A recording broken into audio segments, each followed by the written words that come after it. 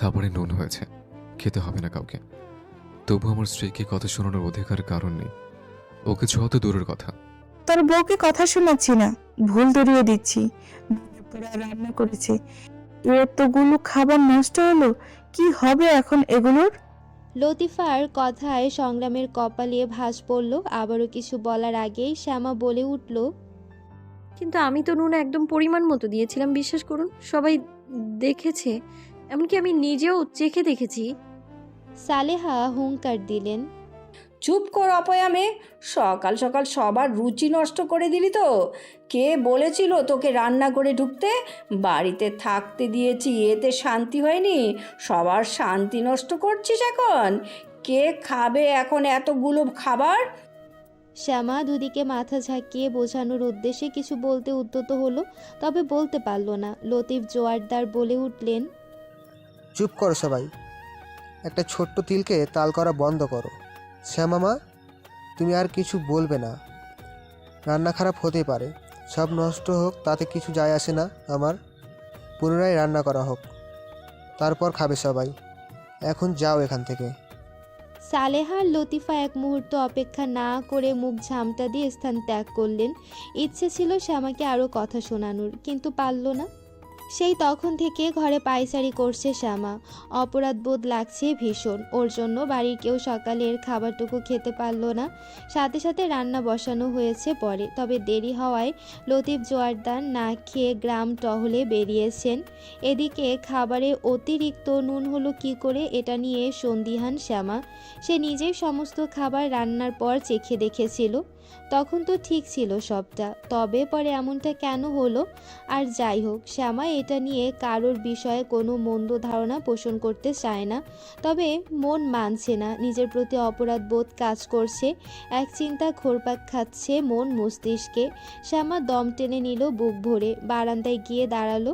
দুপুর হওয়ায় জমিদার বাগানের ফুল গাছগুলো নেতিয়ে পড়েছে রুষ্ঠ রোদের সোনালি আলোয়। ফুল মুড়িয়ে গেছে গাছগুলোয়, শুকনো হয়ে ঝরে পড়ছে অনেক পাপড়ি। শ্যামা উপর থেকে সূক্ষ্ম নেত্রে পরখ করল গাছগুলোকে। এমনিতে সে কখনো উড়নচণ্ডী ছিল না, নিজ বাড়িতে থাকতেও বাইরে বের হওয়ার ইচ্ছে জাগতো না কখনো। তবে আজ ইচ্ছে হলো একটু বাইরে বেরিয়ে রুক্ষ বাগানটায় যাওয়ার, ছুঁয়ে দিতে ইচ্ছে করলো গাছগুলোকে। শ্যামা কিছুটা সময় দাঁড়িয়ে থেকে ভাবলো, বাইরে বের হওয়াটা অস্বাভাবিক দেখায়। বাড়ির গিন্নিরা কারণ ব্যথিত বাইরে বের হয় না, শ্যামাও বের হয়নি কারণ ব্যথিত। একা তো একেবারেই নয়, যে দুদিন বের হয়েছিল তার সংগ্রামের আশ্রয়। শ্যামা ভাবলো আরও কিছুক্ষণ পরে মনের বিরুদ্ধে যেতে ইচ্ছে করছে না আজ, তাই মস্তিষ্কের বিরুদ্ধে গিয়ে মনকে সায় দিল শ্যামা। সবার চোখ চুরিয়ে নিচে নামলো। দুপুর হওয়ায় নিচে কেউ নেই, সদর দরজা লাগানো। শ্যামা নিঃশব্দে পা ফেলে গুটি গুটি পায়ে এগোলো, দরজা খুলে বের হলো বাইরে। বেরোতেই সামনে কজন লোক নজরে আসলো, হয়তো বাড়ির কর্মচারী। কোমরে গামছা পেঁচানো তাদের, গোয়াল ঘরের দিকে তারা চলে যেতেই শ্যামা দ্রুত পায়ে এক প্রকার ছুট লাগালো বাগানের দিকে। ফুল গাছগুলোর আড়াল হয়ে লম্বা শ্বাস টানলো স্বস্তিতে, ঠোঁটে উৎসুক হাসি ফুটলো ওর। এতক্ষণের ভার হৃদয় হালকা হলো ঠান্ডা মৃদু শীতলতায়। শ্যামা ঘুরে ঘুরে দেখলো পুরো বাগানটা, ছুঁয়ে দিল সবগুলো গাছ, নেতিয়ে থাকা ফুলগুলোর সুবাস টেনে নিল। একটা লম্বা মতো গাছে বেগুনি ডালিয়া ফুটে আছে, ওটার কাছে গিয়ে থামলো শ্যামা। কিছু ভেবে মুচকি হাসি ফুটলো ঠোঁটের কোণে। বিশাল ডালিয়ার নরম লম্বা পাপড়িগুলো মৃদু হাওয়ায় দোল খাচ্ছে খানিক, নড়ছে এদিক ওদিক। চারিদিকে তো অনেক প্রজাপতি উড়ে বেড়াচ্ছে ফুলে ফুলে, তবে ডালিয়া ফুলটায় কয়েকবার প্রজাপতি বসে আছে, উড়ছে না তারা। শ্যামা ফুলটায় হাত ছোঁয়াতে একটা প্রজাপতি উড়ে এসে বসলো শ্যামার আঙুলের ডগায়। আশ্চর্য হয়ে এক চিলতে হাসলো শ্যামা, আঙ্গুলটা সামনে ধরে নাড়ালো, উড়ল না প্রজাপতিটা। এক আঙ্গুল থেকে আরেক আঙ্গুলে ঠাঁই নিল। শ্যামা ওটাকে চোখের সামনে এনে খুব কাছ থেকে ভালো করে পরখ করলো। কিছু মুহূর্ত পর হাত ফাঁকা করে ফু দিয়ে উড়িয়ে দিল প্রজাপতিটা। ডালিয়া ফুলটা থেকে কয়েকটা পাপড়ি ছিঁড়ে হাতে নিল। এমন সময় পেছন থেকে শান্ত কণ্ঠের একটা ডাক ভেসে আসলো। ডালিয়া? শ্যামা তৎক্ষণাৎ জবাব করল। হ্যাঁ। পেছন ফিরল সাথে সাথে। সংগ্রাম স্বভাবসুলভ পেছনে হাত গুটিয়ে দাঁড়িয়ে আছে, ঠোঁটের কোণে মৃদু হাসির রেখা। শ্যামা থতমত খেলো খানিক, পল্লব ঝাপটালো ঘন ঘন। সংগ্রাম এগিয়ে গিয়ে পেছনে হাত গুটিয়ে একটু ঝুঁকে পড়ল শ্যামার মুখ বরাবর, চিবুক গলায় ঠেকিয়েছে শ্যামা। সংগ্রাম বাঁকা হাসলো। শ্যামা হাতের তালুর উপর ফুলের পাপড়িগুলো দেখে শীতল প্রশ্নসূচক কণ্ঠে বলল, আমার ডালিয়া। শ্যামা মুখ ফিরালো বাঁদিকে। সংগ্রাম আবারও বলল, কি হলো ডালিয়া, কথা বলছো না যে? শ্যামা সোজাসুজি বলল, ডালিয়া নামে কেউ আমায় ডাকে না। কিন্তু তোমার নাম তো ডালিয়া, আমার ডালিয়া তুমি। শ্যামা চোখে চোখ স্থির করলো, তাচ্ছিল্য স্বরে বলল, জন্মের আগে ডালিয়া ছিলাম, জন্মের পর শ্যামা হয়ে গেছি, তাই সেই ডালিয়া ঝরে গেছে। হুম, আমার জীবন আসার পর আবারও ডালিয়া তুমি। অপরূপ লাবণ্য প্রাচুর্যে মহিমান্বিত স্নিগ্ধ সতেজ ডালিয়া তুমি। আমার ডালিয়া, আমার বেগম, আমার অর্ধাঙ্গিনী, আমার শ্যামকন্যা, আমার শ্যামা সুন্দরী, প্রেম আমার ইশকে আশিকি, আমার মহব্বত, আমার প্রভাত জ্যোতি, আমার বন্দুক দুপুরচণ্ডী, আমার মাধবীলতা, আমার সন্ধ্যা মালতী, আমার জুই শিউলি গন্ধরাজ বেলি রজনীগন্ধা ব্রহ্মকমল হাসনা হেনা, সব তুমি। সবটাই শুধুই সংগ্রাম জোয়ারদারের। শ্যামা বিমূর নেত্রে তাকিয়ে শুনল সংগ্রামের হিমশীতল শিহরণ তোলা কথাগুলো। তীক্ষ্ণ ধারালো চাহনি সংগ্রামের, যা তীরের ন্যায় বিচ্ছে শ্যামার হৃদয়ে। শ্যামা আপ্লুপ্ত কণ্ঠে প্রশ্ন করল, ডালিয়া না হয় মানলাম, কিন্তু বাকিগুলো অসম্পূর্ণ হলেও ডালিয়ার সাথে নামের দিক দিয়ে তুলনা করাটা সইলাম, বাকিগুলোর সাথে বোধহয় তুলনা করাটা মানায় না। মানায় দেখেই তুলনা করলাম, তবে তোমার সাথে কিন্তু কোনো কিছুর তুলনা পোষায় না আমার, কারণ আমার কাছে তুলনাহীন তুমি, বাকি সব মূল্যহীন তোমার তুলনায়। ফুল আলাদা, তাই তো প্রত্যেকটা ফুলের পাপড়ি বিন্যাসে খোঁজার চেষ্টা করলাম তোমায়। আমার প্রত্যেক সকালের স্নিগ্ধ শোভন পাপমুক্ত প্রভাত জ্যোতি তুমি, যাকে দিয়ে আমার মনের বাগানের সকাল শুরু হয়। আমার প্রত্যেক দুপুরের দুপুরচণ্ডী তুমি, যা আমার ক্লান্তির অবসান ঘটায়। আমার প্রত্যেক মধ্যাহ্নের মাধবীলতা তুমি, যা আমার চোখের প্রশান্তি। আমার প্রত্যেক সন্ধ্যার সন্ধ্যা মালতী তুমি, যার শীতলতে আমার মনের গহীনে ঝঙ্কার ওঠে। আমার প্রত্যেক রাতের গন্ধরাজ তুমি, যার সুগন্ধে ভীষণ প্রেম প্রেম পায় আমার, যে প্রেম আমার প্রত্যেক রাত্রির অবসান ঘটায়। কথাটা শেষ করেই ঠোঁট কামড়ে হাসলো সংগ্রাম। শ্যামা লাজুকতায় মাথা নোয়ালো। লাজুক আভায় রক্তিম পণ্য ধারণ করেছে শ্যামার শ্যামলা মুখখানা। শ্যামাকে এভাবে দেখতে ভীষণ ভালো লাগে সংগ্রামের কাছে। চোখ জুড়িয়ে আসে আবেশে। এমতো অবস্থায় ভীষণ আবেদনময়ী লাগে শ্যামাকে। সংগ্রাম পলকবিহীন চোখ ভরে দেখলো শ্যামার নাজুক চেহারায় নত মুখখানা। আঙ্গুল বাড়িতে নাকের ডগায় টোকা মারল আলতো। শ্যামা আরও নুয়ে পড়ল, চিবুক নামালো গলায়। সংগ্রাম নিঃশব্দ কণ্ঠে বলল, বেগম ডালিয়া, এতটা লজ্জা পেয়ে অসংযত করবেন না আমায়, আমি কিন্তু সংযত আছি যথেষ্ট। শ্যামা চোখ বন্ধ করে পেছন ফিরল। ওনার দিকে মুখ করে থাকাটাও মারাত্মকভাবে দায় হয়ে পড়েছে। চোখ তুলে তাকানো তো দূরের কথা, শ্যামার হৃদয় স্পন্দন বেড়ে গেছে দ্বিগুণ গতিতে। শ্যামা এবার সামলে নিল নিজেকে, গলার স্বর স্বাভাবিক করার চেষ্টা করে বলল, আপনি কি করে জানলেন আমার নাম ডালিয়া? এই নামে তো আজ পর্যন্ত কেউ ডাকেনি আমায়। আমার বেগম তুমি, আর আমি জানবো না? ডালিয়া নামে বিয়ে করেছে তোমায়, বিয়ের খুতবায় আমার ডালিয়া তুমি, আর আমি তোমার সংগ্রাম জোয়ারদার। শ্যামা সংগ্রামের মুখোমুখি ফিরল, লাজুক হেসে শুধরে দিল, আপনি আমার ছোট জমিদার সাহেব।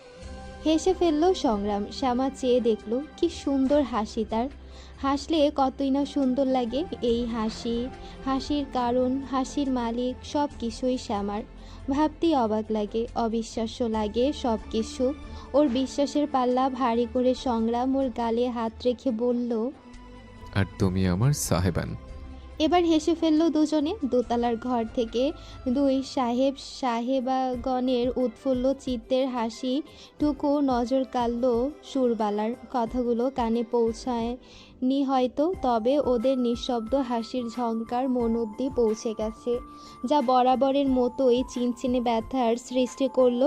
ক্ষত ঝালাই করার জন্য বারবারই অবাধ্য নজরটাই যথেষ্ট, যা নিজে থেকেই বারবার খুঁজে নেয় নিজের ব্যথার কারণ। ব্যথা হলেও হাসি তো আছে ব্যথা লুকানোর জন্য, সেটা মিছে হোক তবুও ব্যথা ঢাকার জন্য যথেষ্ট নয় কি? শ্যামার সংগ্রাম জোয়ারদারকে একসাথে দেখলে ব্যথা হলেও নয়ন তৃপ্ত হয় সুরবালার। এবারও হলো। সুরবালা তৃপ্ত নয়নে চেয়ে কৃত্রিম হাসল, অতপর বারান্দা ছাড়ল। পাশের লোহার শিখের খোপ খোপ জানালা গলিয়ে আরও কয়েক জোড়া কালো মণিযুক্ত ক্ষুব্ধ অতৃপ্ত নয়নও একই সাথে সাক্ষী হলো শ্যামা আর সংগ্রাম জোয়ারদারের এই হাস্যোজ্জ্বল মুহূর্তটুকুর, যা বোধহয় মোটেও সহ্য হলো না সেই অক্ষিদ্বয়ের। ক্ষুব্ধ থেকে ক্ষুব্ধতর হলো তাদের অক্ষি যুগল। শ্যামা যে অন্দর থেকে বেরিয়েছে এটা নিয়ে রুষ্ট হলেও সেটা প্রকাশ করেনি সংগ্রাম, কথাও বলেনি এই নিয়ে। বরং শ্যামাকে হাসি মুখে সায় দিয়েছে সে। কয়েকটা ফুল ছিঁড়ে শ্যামার খোপাতে গুজে দিয়েছে নিজ হাতে। অথচ এই সংগ্রাম ফুল ছেঁড়া মোটেও পছন্দ করে না। ফুল কর্তন করা তার কাছে সবচেয়ে তিক্ত কাজের মধ্যে একটা। এই ফুল ছেঁড়া নিয়ে ছোটবেলায় বালাকে কতই না বকা শুনতে হয়েছে সংগ্রামের কাছে।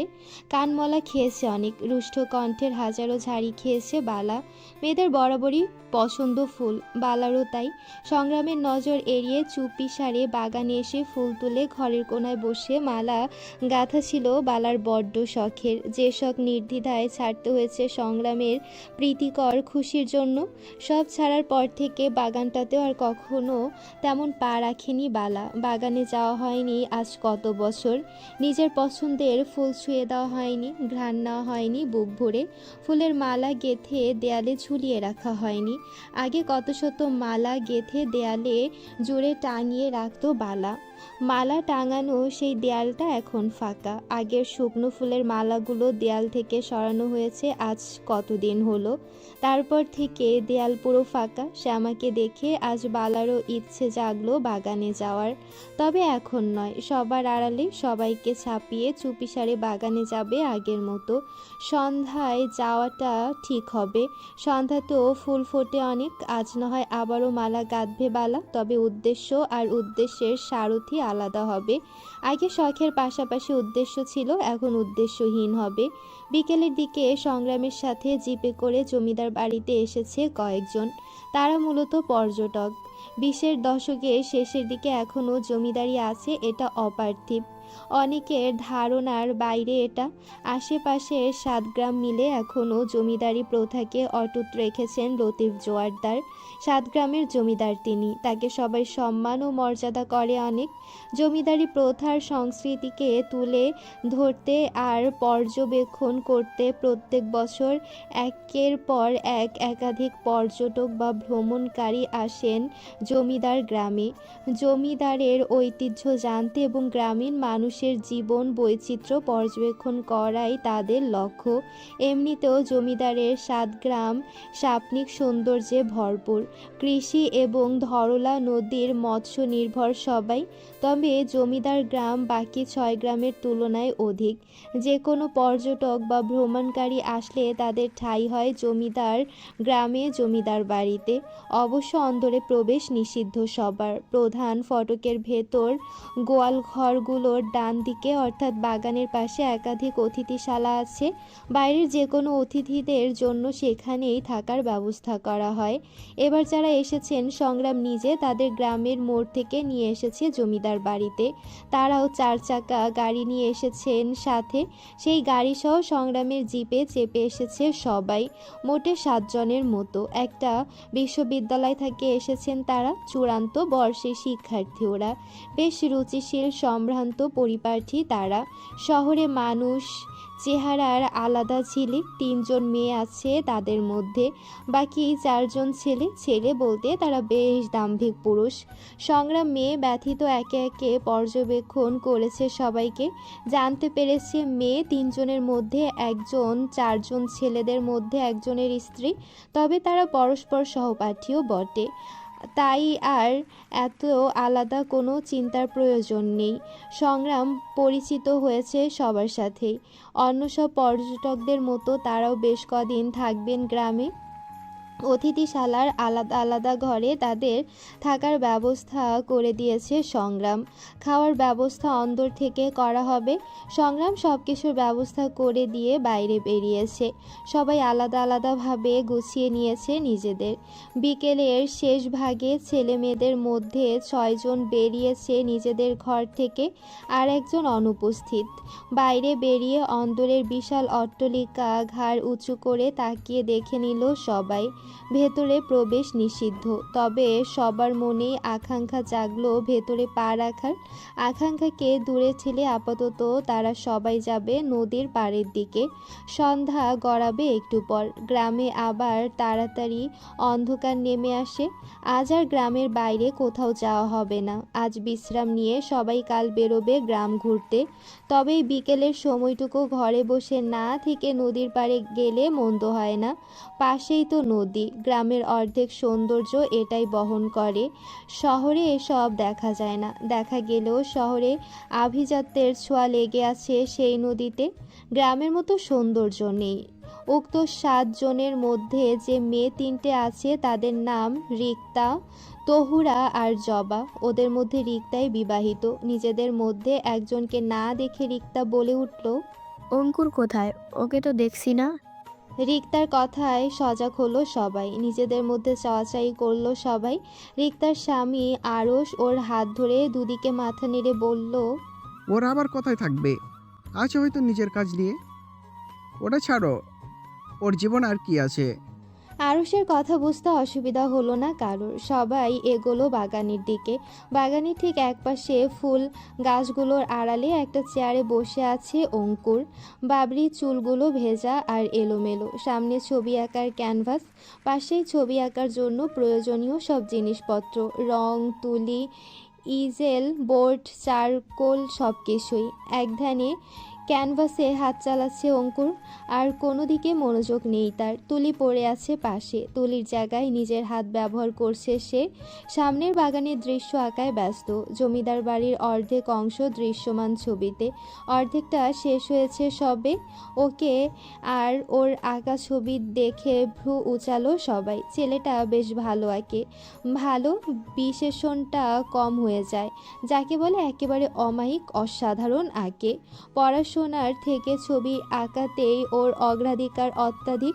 ওর এই গ্রামে আসার কারণ মূলত এই ছবি আঁকাটাই। গ্রামীণ দৃশ্য ধারণ করা নিজের ক্যানভাসে।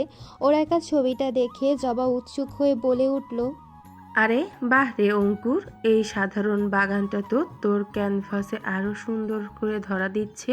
তবে একটা জিনিসের কমতি আছে, ফাঁকা ফাঁকা লাগছে। অঙ্কুর নিজের চলমান হাত থামালো না, তাকিয়ে ভ্রু কুঁচকে গম্ভীর স্বরে বলল, কিসের কমতি? আরে এত সুন্দর ফুলের বাগান অথচ বাগানে কোনো পুষ্পরাণী নেই, এটা বেমানান। আমি বরং সামনে গিয়ে দাঁড়াই, তুই আমার একটা ছবি এঁকে বসিয়ে দে ফুলগুলোর মাঝে, তাহলে পরিপূর্ণতা পাবে। আমিও তো একটা জবা ফুল নাকি? অঙ্কুর কথাটা কানে তুলেও প্রতিক্রিয়া দেখালো না। উপেক্ষা করে আবারও মনোযোগ দিল নিজ কাজে। এটা ওর বরাবরের স্বভাব। জবা অপেক্ষায় আছে বোধহয় কোনো কিছু শোনার। ওদের মধ্যে পাশ থেকে রিদান বলে উঠল, ওর ক্যানভাসে কোনো পুষ্পরাণী আশা করাটাই বেমানান। চিনোস না ওকে? ওর চোখ ভুলবশত কোনো মেয়ের দিকে গেলেও ওর আঙ্গুলের রং আজ পর্যন্ত ক্যানভাসে কোনো মেয়ের মও আঁকেনি। আর তুই আশা করিস আজ তো একটা তুই স্থান পাবি ওর ক্যানভাসে? আরুষ ওদের থামিয়ে অঙ্কুরকে উদ্দেশ্য করে বলল, আমরা নদীর ঘাটে যাচ্ছি, সন্ধ্যা নামতে নামতে ফিরবো। যাবি তুই? অঙ্কুরের গম্ভীর জবাব। তোরা যা, আমি এটা আঁকা শেষ করে আসার চেষ্টা করব। আর কথা বাড়ালো না কেউ। বেরিয়ে পড়ল সবাই। অঙ্কুরের ছবি আঁকা প্রায় শেষ। শুধু একবার নজর বুলিয়ে দেখছিল বাগানটাকে। আর দ্বিতীয়বার দেখার প্রয়োজন হয়নি। এক দেখায় পুরোটা শেষ করেছে সে। একেবারে শেষ করে দম ছাড়ল। নজর বুলিয়ে দেখলো নিজের হাতে আঁকা দৃশ্যটা। আনমনে এক চিলতে হাসি ফুটল এতক্ষণের গম্ভীর মুখবয়বে। শ্যামলা মুখশ্রীর ঘন দাড়ির আড়ালে সূক্ষ্ম টোল পড়ল গালে। রঙের বাক্স বন্ধ করলো সে। এখন উদ্দেশ্য ঘরে যাওয়া। সন্ধ্যা নামা ঠিক আগ মুহূর্তে বিকেলের একেবারে শেষ ভাগে সূর্য অস্ত গেছে কেবল। আকাশে এখনও গেরুয়া রঙের আভা লক্ষণীয়। অন্ধকার নামছে চারিদিকে। আলো জ্বালানো হয়েছে পুরো জমিদার বাড়িতে।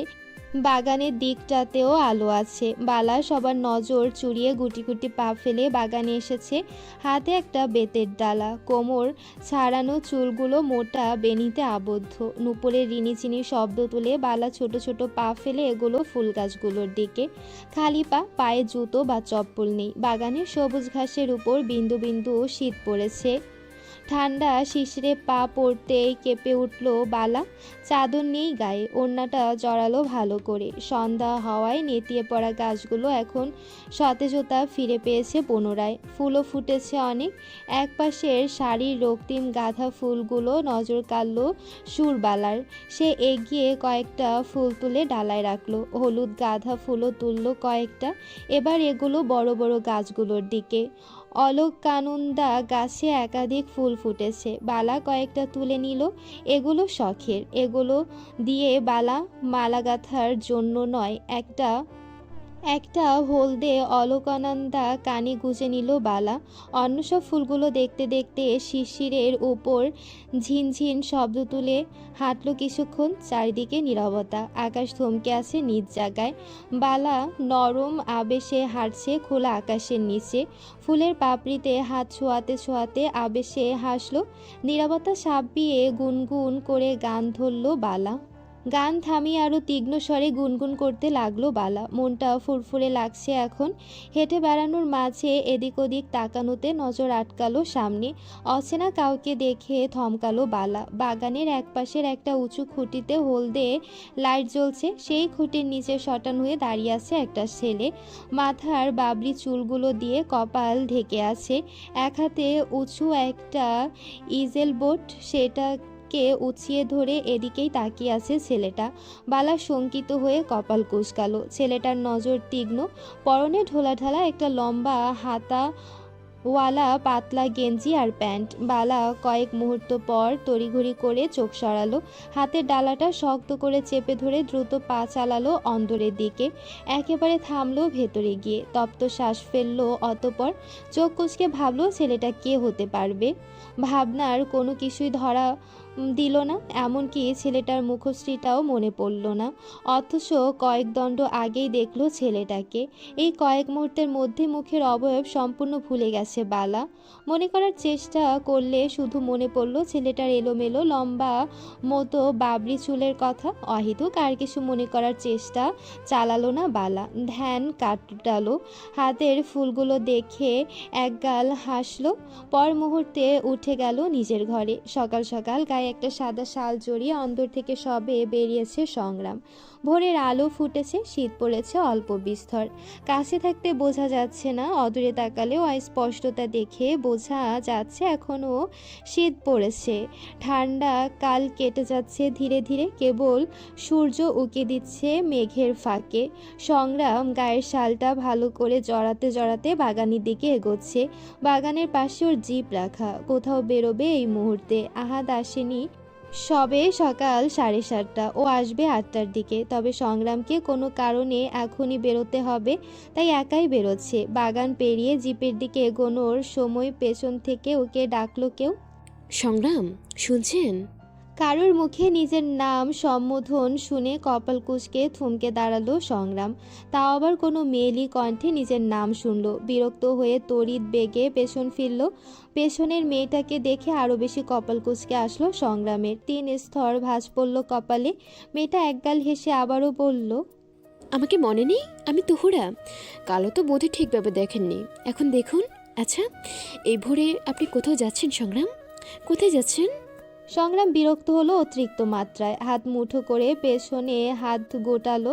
চোখ মুখ শক্ত করে নিরেট কণ্ঠে বলল, প্রথম কথা, আমি কাউকে কৈফিয়ত দিই না। আর দ্বিতীয় কথা, এই 7 গ্রামে জমিদার রাজত্বে কারো দুঃসাহস নেই আমার নাম ধরে ডাকার। তোমার সাহস কি করে হলো আমার নাম মুখে আনার? তাহুরার হাসি হাসি মুখটা চুপসে গেল মুহূর্তে। সোজা সাপটা তীক্ষ্ণ অপমান বোধে ভ্যাবাচাকা খেলো খানিক। অপ্রস্তুত হাসার চেষ্টা করে অধর ভেজালো জিবে। আমতা করে বলল, তাহলে কি বলে ডাকবো? সংগ্রামের কঠিন জবাব। আমাকে ডাকার কোনো কারণ আছে? কোনো দরকার আছে আমার সাথে? কোনো দরকার থাকার তো কথা নয়, তাহলে ডাকবে কেন? তাহুরা ফের তুতলিয়ে বলতে চাইল। না মানে, সংগ্রাম বাধা দিয়ে বলল, যদি প্রয়োজন না থাকে তাহলে আমার দৃশ্যমানে আসারও চেষ্টা করবে না মেয়ে। অতিথি তুমি। যদি প্রয়োজন হয় তাহলে বাড়িতে অনেকে আছে, তাদের জানাবে, আমাকে নয়। সংগ্রামের সাথে এই প্রথম কথা হলো তাহুরার, তাও আবার এমন অপ্রত্যাশিতভাবে।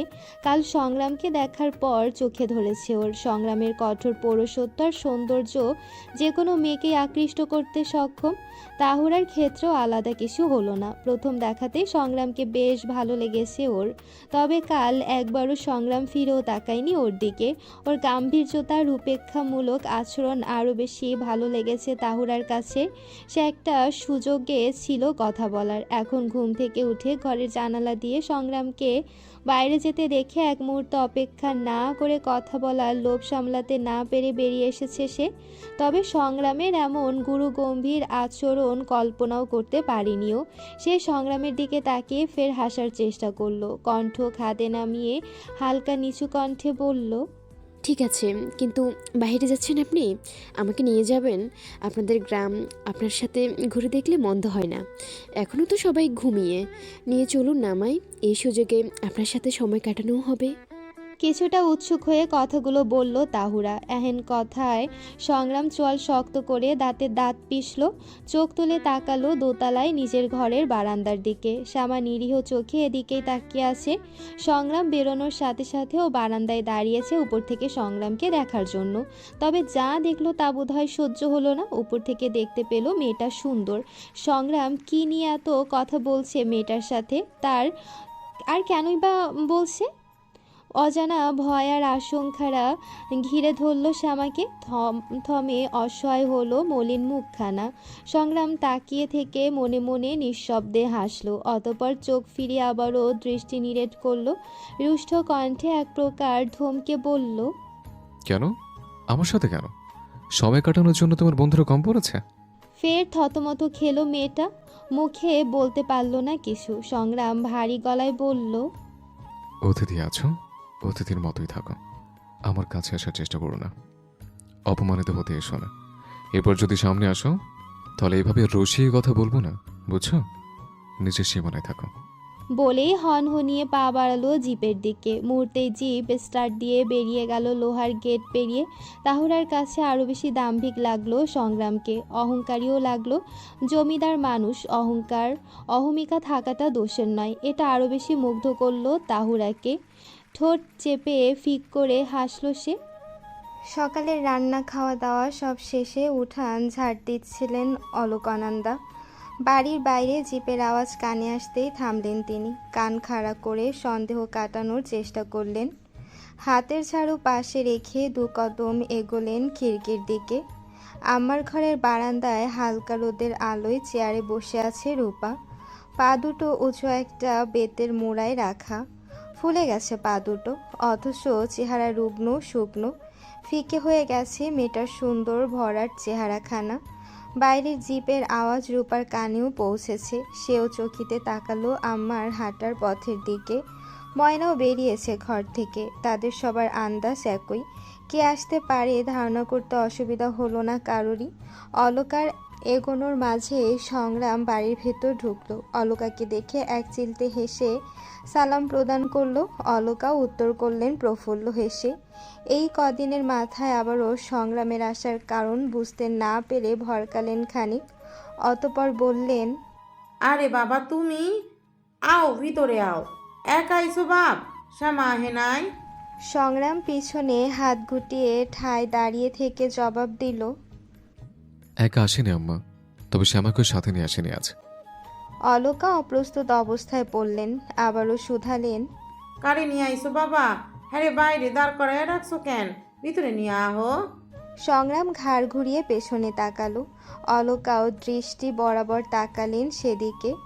সবার দৃষ্টির সামনে ধীর পায়ে হাজির হলো জাবেদ। অলকা বৃহৎ নয়নে তাকিয়ে কপাল গোটালেন, শুরু করলেন চাহনি। দূরে বারান্দায় বসা রূপার নজরও বৃহৎ নয়নে পরিণত হলো। অবিশ্বাস্য নয়নে জাবেদের দিকে তাকালো মেয়েটা। এমনিতেই শরীরে শক্তি নেই, এখন আবার এক মুহূর্তে যেন পুরো শরীর কেঁপে উঠে জমাট বেঁধে গেল। অলকা একবার পেছনে ফিরে মেয়ের গতি পর্যবেক্ষণ করে নিলেন, তারপর সংগ্রামের দিকে তাকালেন, অতঃপর জাবেদের দিকে। শুকনো কণ্ঠে জোরপূর্বক বললেন, ভালো আছো বাবা? জাবেদ উত্তর করল, ভালো আছি আম্মা, আপনি কেমন আছেন? আর রূপা? রূপারে যেমন রাখছো তেমনই আছে, দেখতে আইছো রে? অলকার কণ্ঠে খানিক বিতৃষ্ণা, চোখ শক্ত করে কুঁচকে রাখা। রূপার স্থির দৃষ্টি এখনো এদিকে। জাবেদ ওর দিকে তাকালো এবার। দূর থেকেই একে অপরের দৃষ্টির মিলন ঘটল। রূপার কাতর চাহনি, তবে জাবেদের চাহনি দুর্বোধ্য। দূর থেকে বুঝতে পারল না রূপা। জাবেদ ওর দিকে তাকিয়েই বলল, আমার দায়িত্ব পালন করতে আইছি আমি।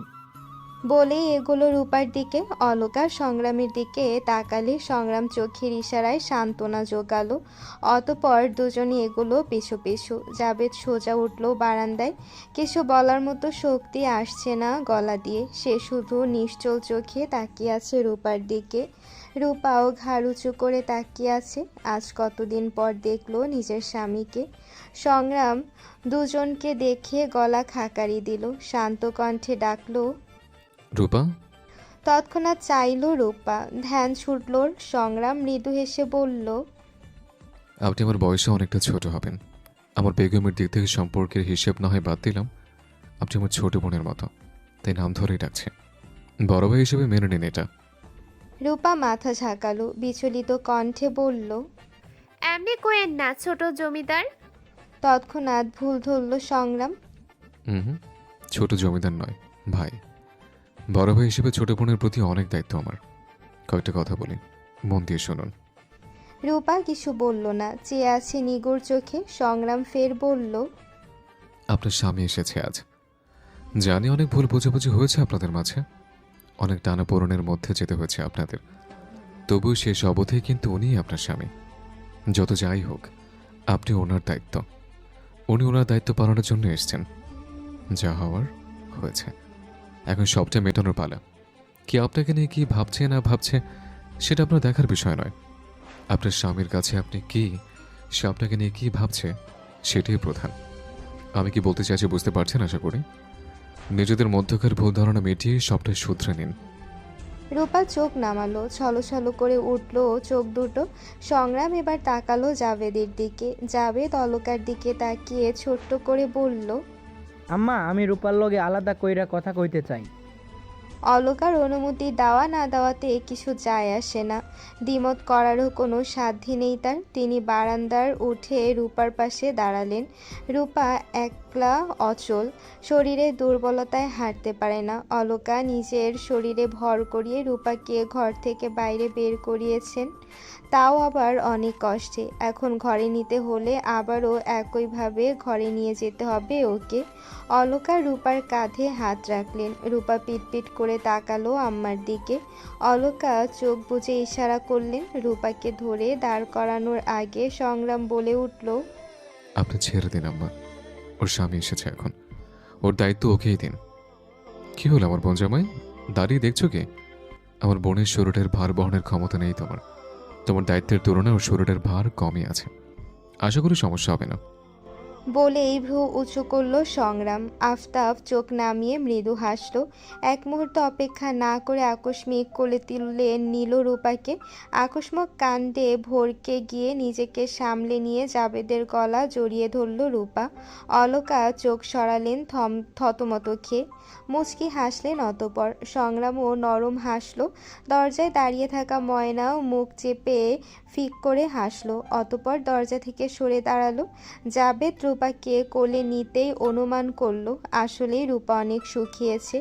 আগের তুলনায় অনেক হালকা লাগছে ওর শরীরটা, যার ফলে অতি আলগোছে কোলে তুলতে সমস্যা হলো না।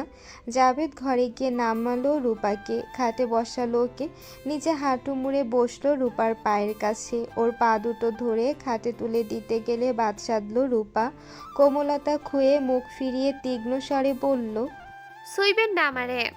জাবেদ তাকালো সহসা, রূপার মুখ ফিরিয়ে রাখা দেখে তপ্ত শ্বাস ফেলল। কণ্ঠনালীতে শ্বাস আটকে আসছে অপরাধ বোধে। নিজের দায়িত্বহীনতার জন্য নিজেই নিজের কাছে আজ তিরস্কারের পাত্র সে। রূপার কাছে এমন অস্বস্তিকর ব্যবহার আশা করাটাই স্বাভাবিক। জাবেদ কণ্ঠ নুয়ে বলল, তিক্ত লাগতেছে আমার ছোঁয়া। রূপা উত্তর করল না, কথা ঘুরিয়ে বলল, কেন আইছেন এখানে? তোমারে নিতে আইছি, দেখতে আইছি আমার বউরে। বউ? আমি আপনার? তা হঠাৎ দেখার ইচ্ছে জাগলো যে, শেষবার দেখতে আইছেন?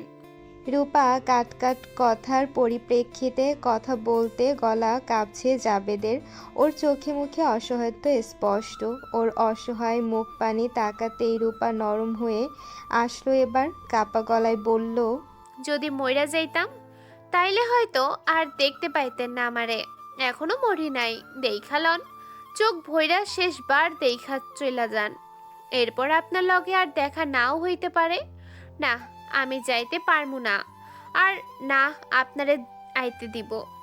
জাবেদ উঠে বসলো রূপার পাশে। সে পুরুষ বটে, তবে প্রেমিক পুরুষ নয়। প্রেমিক পুরুষেরা কেমন হয় জানা নেই ওর। ওরা কি করে নিজের মনের ভাব প্রকাশ করে এটাও জানা নেই। ও শুধু রূপার স্বামী, এটাই জানে। রূপাকে কখনো নিজের ভালোবাসার কথা মন খুলে জানাতে পারিনি জাবেদ। তবে আর 5 জন সাধারণ স্বামীর তুলনায় রূপাকে সে অনেক বেশি ভালোবাসতো, এখনও বাসে। এখন কদিনের বিরহে ভালোবাসা বেড়েছে বই কমেনি। অপ্রকাশিত ভালোবাসা ওর। জাবেদ রূপাকে নিজের দিকে ফিরিয়ে ওর হাত দুটো শক্ত করে আঁকড়ে ধরল। অতঃপর অপরাধীর ন্যায় বলল, আমারে ক্ষমা কইরা দাও রূপা, আমি অনেক বড় ভুল করছি। বিশ্বাস করো, আমি তোমাকে অনেক বেশি ভালোবাসি। সন্তান মরছে মরুক, ওদের লাগবে না আমার, আমার তো তোমাকে লাগবে। তুমি হইলে সব হইব আমার। এতদিন এই মনোভাব কই ছিল আপনার? বাচ্চা মরার দায়ে আপনিও দোষী ভাবলেন আমারে, সাইরা চইলা গেলেন। আচ্ছা, আমারে কি একটা বারও দেখতে ইচ্ছে করলো না আপনার? আমি মরলাম কি বাঁচলাম জানতে মনে চাইলো না? অসুস্থ আমিটারে ফেলায় রাখতে কষ্ট হইল না? আমি মরলে আপনি খুশি হইতেন বুঝি? তৎক্ষণাৎ রূপার মুখ চেপে ধরল জাবেদ, বিচলিত কণ্ঠে বলল, একদম না, আমি কোনোদিন সন্তান মরার দায় দেই নাই তোমারে। আর না তোমারে ছাড়ছি, সাইরা গেলেও এইখানে আইতাম না। রূপার ফের শক্ত জবাব, ছোট জমিদার জোর কইরা নিয়ে আইছে আপনারে, তাই না? না হইলে তো আপনার আউনের কথা না, আপনার বাড়ির মানুষ সাইতেও দিত না। নিজের মনের বিরুদ্ধে গিয়া জোরপূর্বক কেন আইছেন এইখানে? নিজের দায়িত্ব পালনের লাইগা আইছি। এই কঠিন সময়ে তোমার একলা সারি কেমনি? রূপার তাচ্ছিল্য কণ্ঠ, যখন আপনার প্রয়োজন ছিল তখন কাছে পাই নাই আপনারে, পাশে পাই নাই, সঙ্গ পাই নাই আপনার। আপনার দায়িত্ব পালন করেন নাই তখন। কই ছিল আপনার দায়িত্ববোধ? এটাই তো আফসোস, সৎ সাহস ছিল না আমার। এই সৎ সাহস জোগাইতে জোগাইতে অনেকটা সময় পার কইরা ফেলাইলাম। দেখো, ভুল করছি আমি রূপা। আইজ যখন সংগ্রাম জোয়ারদার সাহস বাড়াইলো আমার, তখন আর আমি থাকতে পারি নাই, ছুটে আইছি। বিশ্বাস করো, আমারে ক্ষমা কইরা দাও তুমি। আমি আর কোনোদিন কাপুরুষের পরিচয় দিব না তোমার কাছে। তোমার জন্য সুপুরুষ আমি তোমার ঢাল হয়ে দাঁড়ামো আইজ থাইকা। আর কেউ তোমার কিচ্ছু কইতে পারবো না। রূপা নিজেকে সামলাতে পারল না, চাপা আর্তনাদে গুমড়ে কেঁদে উঠল, আঁকড়ে পড়ল স্বামীর বুকে। ক্রন্দনরত কণ্ঠে কেঁপে কেঁপে বলল, সন্তান তো আমার মরছে, আমার বুক খালি হইছে। 8টা মাস পেটে ধরছি আমি ওদের, ওদের ভার সইছি 8টা মাস। প্রসবের তীব্র যন্ত্রণাও সইছি, আবার ওদের হারানোর কষ্টটাও সইছি। এইগুলো কি কম আছিল? আপনি আর আপনার পরিবার কেন এমনটা করলেন আমার লগে? আমার তো সুখী একটা সংসার আছিল, সেইটাও ভাঙ্গা দিলেন আপনারা। আমারে গুঁড়া কইরা দিলেন সব দিক থেকে। জাবেদ এক হাত রূপার পিঠে রাখলো, অন্য হাত মাথার চুলের ভাঁজে। শক্ত করে জড়িয়ে শান্ত কণ্ঠে বলল, ভাঙ্গে নাই তোমার সংসার, আমি আছি তোমার হইয়া। আর তোমার সংসারও তোমারই আছে।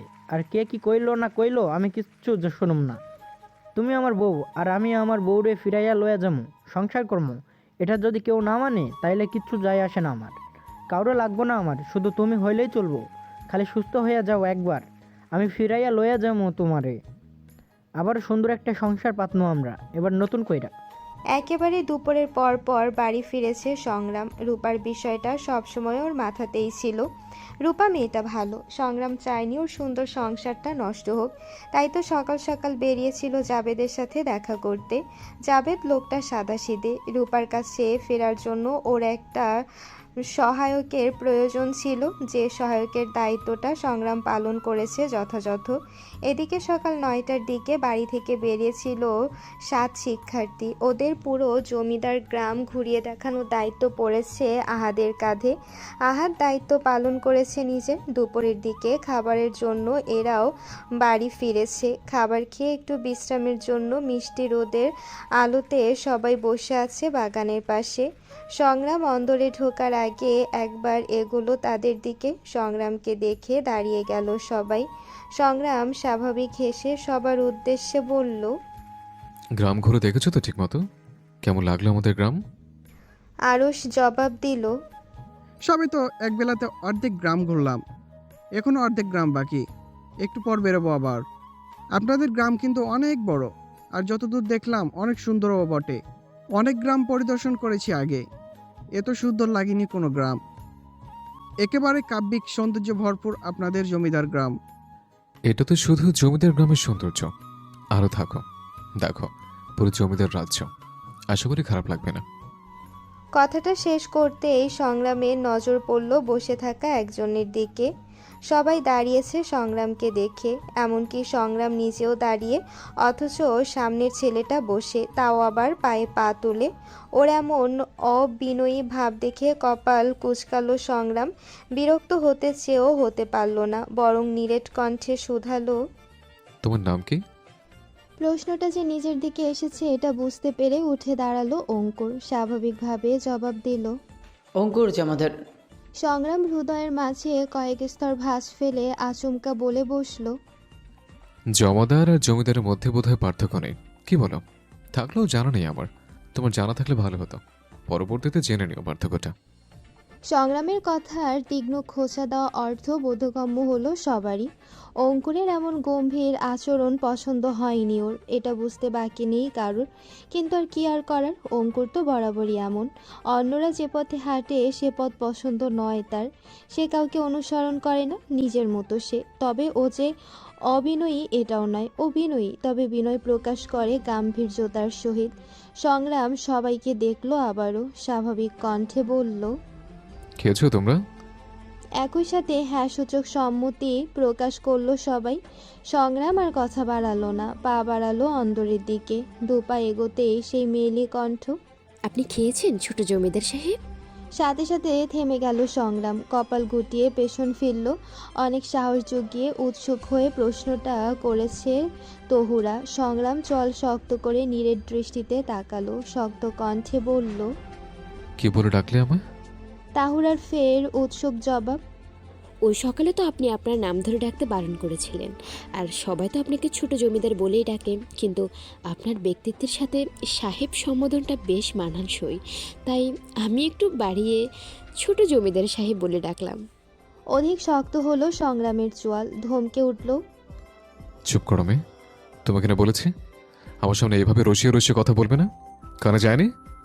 আর আমাকে ছোট জমিদার সাহেব বলে ডাকার সাহস কোথায় পেলে তুমি? অন্যদের থেকে আলাদা নাও তুমি। আমাকে ডাকলে ছোট জমিদার বলেই ডাকবে, সাহেব বলার অধিকার নেই তোমার। এই অধিকার শুধু আমার সাহেবানের আছে, বুঝছো? চমকালো উপস্থিত সবাই। তহুরা চুপসে গেছে মুহূর্তেই। সংগ্রাম কথা শেষ করে গটগট পা ফেলে স্থান ত্যাগ করেছে।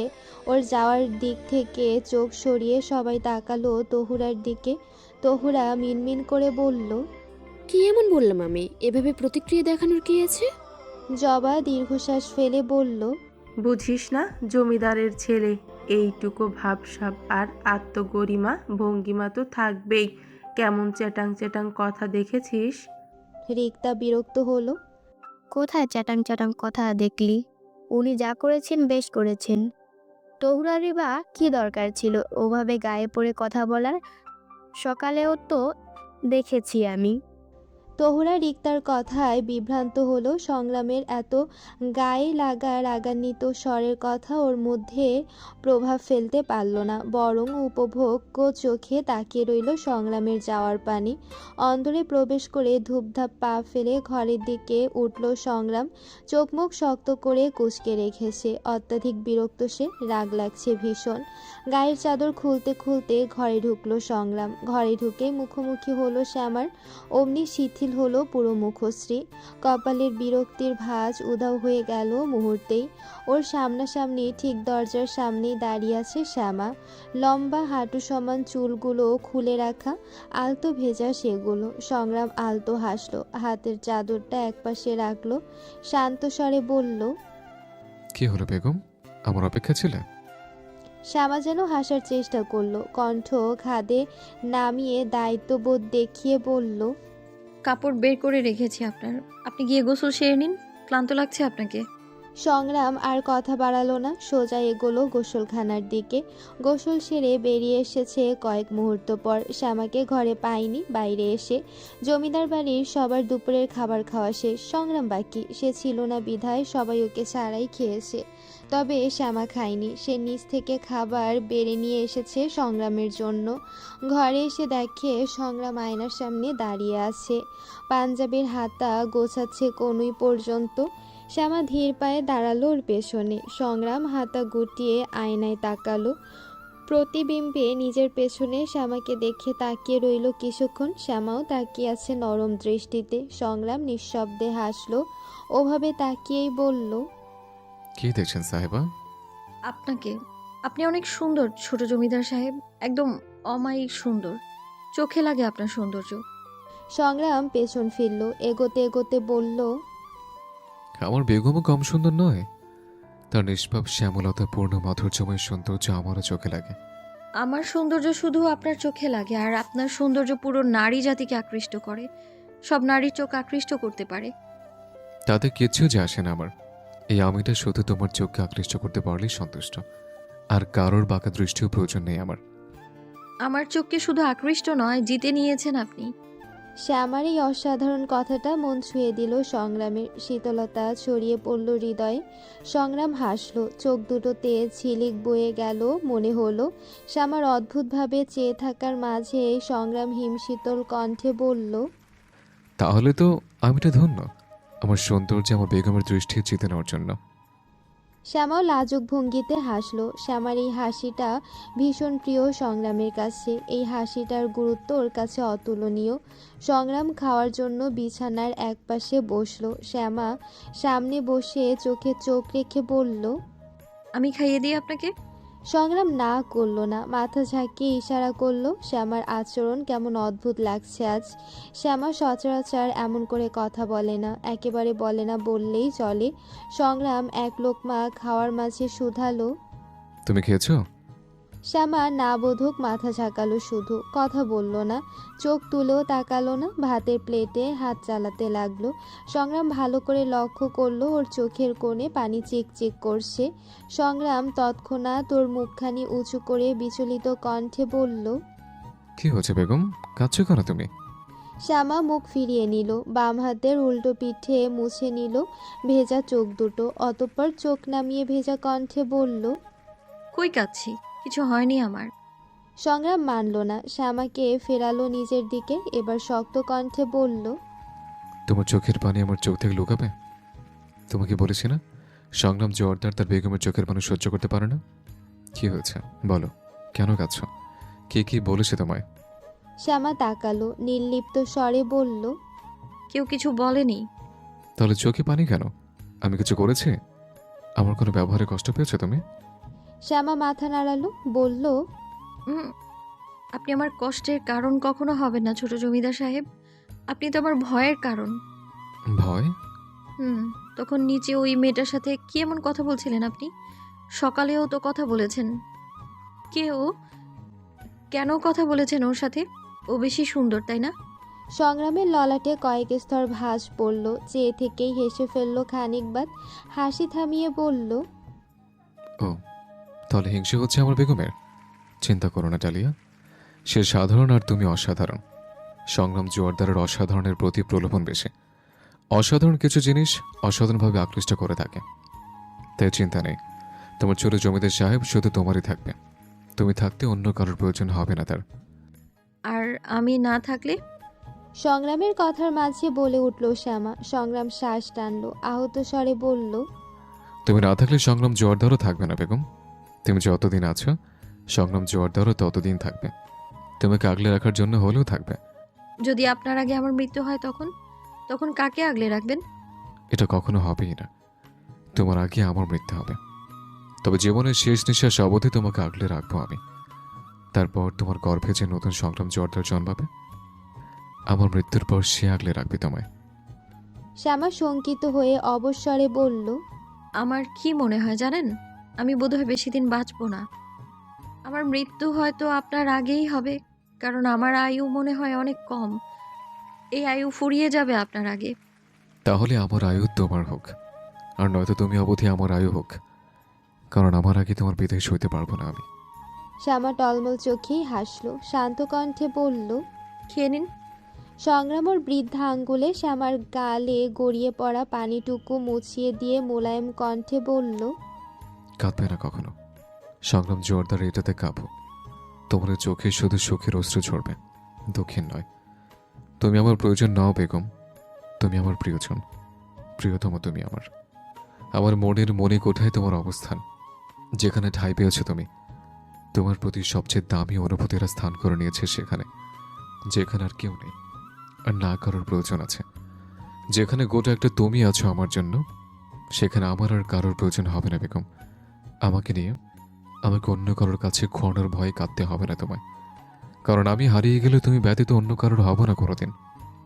সংগ্রাম জোয়ারদার সারা জীবন তোমার হয়ে থাকবে, থাকবে তার বেগমের হয়ে। বরাবরই সহজভাবে স্বীকারোক্তি করে সংগ্রাম।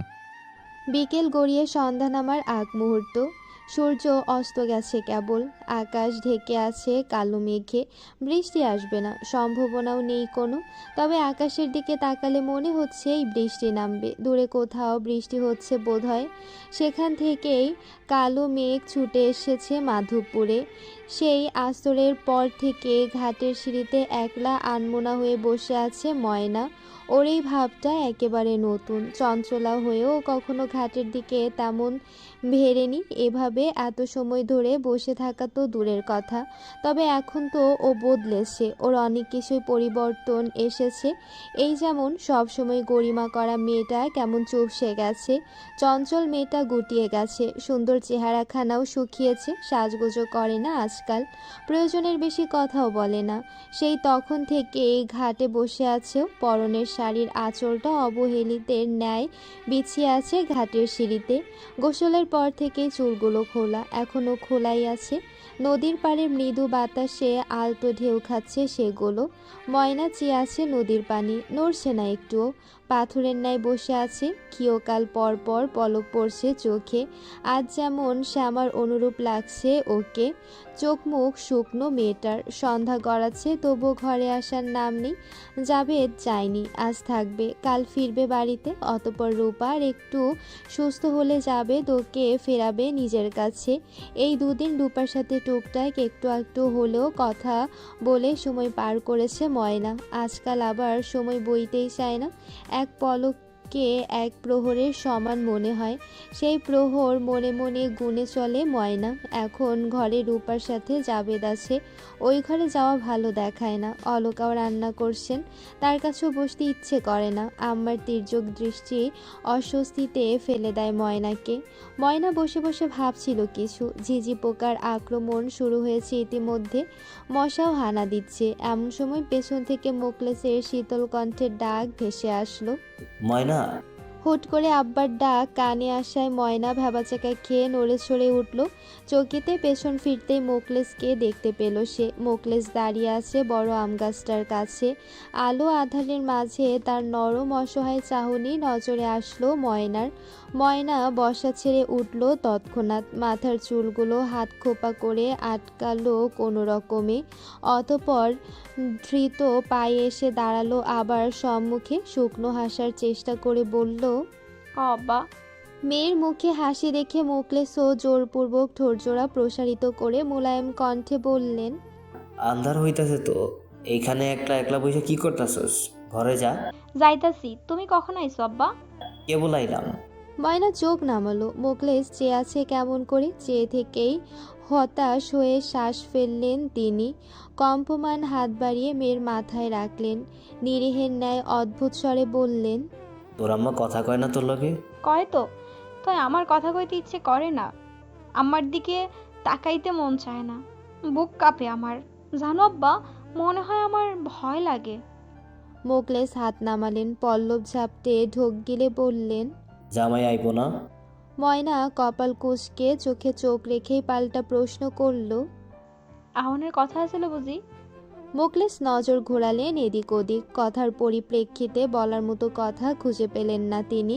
ময়না চেয়ে আছে। মোকলেস মেয়ের দিকে তাকাতে পারলেন না। ঝট করে প্রসঙ্গ পাল্টালেন তিনি, ঘরে যা তুই, আমি হাঁটতে যাইতেছি। আবার মেলা কাম আছে, বাড়তি সময় কাম করলে আলাদা করে টাকা পামো। চিন্তা করিস না, আমি আইতাছি। বলা শেষ করে এক মুহূর্ত অপেক্ষা করলেন না। দ্রুত পায়ে ময়নার সামনে থেকে স্থান ত্যাগ করলেন তিনি। ময়না আব্বার চলার পানে তাকিয়ে ফিকে হাসলো। ঘাটের দিকে ঘুরে আকাশের পানে মুখ তুলল। চোখ বুজে দীর্ঘ একটা শ্বাস টানলো বুক ভরে। ঠান্ডা বাতাস নাসারন্ধ্রের ভেতরে প্রবেশ করা মাত্রই কেঁপে উঠল ময়না। এদিকে বিকেলের দিকে সংগ্রাম বেরিয়েছে আবারও। হাজার বারণের পরও শ্যামা সবার অগোচরে রান্নাঘরে ঢুকেছে। শ্যামাকে দেখে তটস্থ উপস্থিত সমগ্র গৃহকর্মীরা।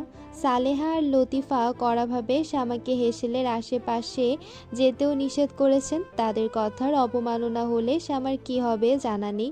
তবে বাকিদের হেনস্থা করা হবে কটু কথা দ্বারা, যার ভয়ে সবাই অনুনয় বিনয় করে শ্যামাকে কাটানোর চেষ্টা করলো রান্নাঘর থেকে। কিন্তু কাজ হলো না। শ্যামার কাজ নেই কোনো। ঘরেও সবসময় একা একা থাকতে ভালো লাগে না। শবনমের কাছে যাওয়া যেত, কিন্তু এই সময় জুনায়েদ বাড়িতে আছে, তাই সেখানেও যাওয়া হলো না। আতিয়া বেগমের মাজার ব্যথা বেড়েছে। শ্যামা তাকে অতি যত্ন সহকারে তেল মালিশ করে দিচ্ছিল এতক্ষণ। এখন তিনিও আরাম পেয়ে ঘুমিয়েছেন একটু। আর কোথায় যাওয়ার আছে শ্যামার, তাই শত বাধার পরও রান্নাঘরেই সই। শ্যামা নড়ল সেখান থেকে, একপাশে বসলো গুটিসুটি হয়ে। আজ আর রান্নাবান্নায় হাত লাগালো না শ্যামা। এমনিতেও জমিদার বাড়ির বউয়েরা রান্নাবান্নায় হাত লাগায় না তেমন। এদিকে সালিহাকে রান্নাঘরের দরজা মারাতে অবধিও দেখেনি শ্যামা। আর লতিফা তো আর যাই হোক বাড়ির মেয়ে, শবনমও তেমন রান্নাঘরে ঢোকে না। যা করার বাড়ির কাজের লোকেরাই করে। সবার চাহিদার সূচি অনুযায়ী রান্না করা হয় রোজ। শ্যামাকে এভাবে সামনে বসে থাকতে দেখে কাজ করতে অসুবিধা হচ্ছে বোধহয় সবার। সব গৃহকর্মী বারবার আর চোখে তাকাচ্ছে শ্যামার দিকে। আড়ষ্ঠতায় গুটিয়ে আছে তারা। ভয়ে বুক ঢিপ ঢিপ করছে। এই বোধহয় শ্যামা কোনো ভুল ধরবে, তাই হয়তো এভাবে তীক্ষ্ণ দৃষ্টিতে তাকিয়ে দেখছে ওদের কর্মকাণ্ড। শ্যামা সবার জড়তা বুঝে অস্বস্তি কাটিয়ে হাসার চেষ্টা করলো। টুকটাক কথা বলতে আরম্ভ করলো সবার সাথে। এভাবে বেশ কিছু সময় কেটে গেছে। মাগরিবের আজানের ধ্বনি পড়েছে কানে। শ্যামা কথা বাড়িয়ে আর সময় পার করলো না। নামাজের জন্য রান্নাঘর ত্যাগ করে সিঁড়ি বেয়ে উঠল নিজের ঘরে। শ্যামা বের হতেই যেন হাঁপ ছেড়ে বাঁচল সবাই। বুকে হাত দিয়ে প্রলব তপ্ত শ্বাস ফেলল। ভয় ছিল যদি সালেহা বা লতিফা দেখে ফেলে তাহলে পরবর্তীতে কথা শুনতে হবে ওদের।